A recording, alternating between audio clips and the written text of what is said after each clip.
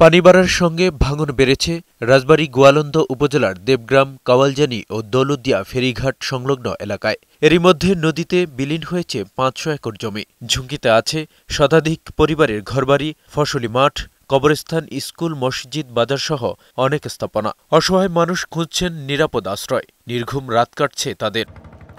এদিকে দৌলতদিয়া ৭ নং ফেরিঘাট এলাকায় দেখা দিয়েছে ভাঙন।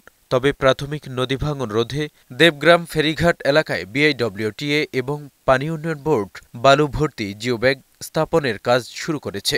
স্থায়ী নদী শাসনের দাবি স্থানীয়দের। 10 বার ভাঙার পরে এখন আমাদের জায়গা জমি নাই, সব নদীতে চলে গেছে। ৬-৭ বছর আগে নদীতে ভেঙে গেছে। এখন আমরা এই দেবগ্রামের পাশে দৌলতদিয়া ৪ নং ওয়ার্ডে বসবাস করতেছি। আমাদের এখন যে বাড়িটি এটা ওটা নদীর ঝুঁকিপূর্ণ। কিছু নাই, আর যেটুক আছে সব গেছে ভেঙে চুরিয়া।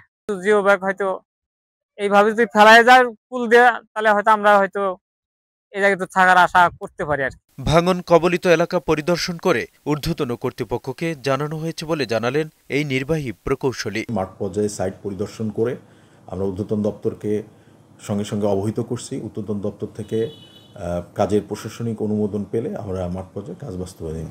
ভাঙন রোধে প্রাথমিক কাজ শুরু করা হয়েছে।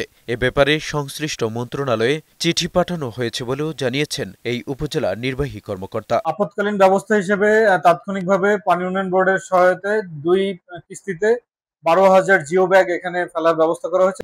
এমজে জুয়েল, বৈশাখী সংবাদ।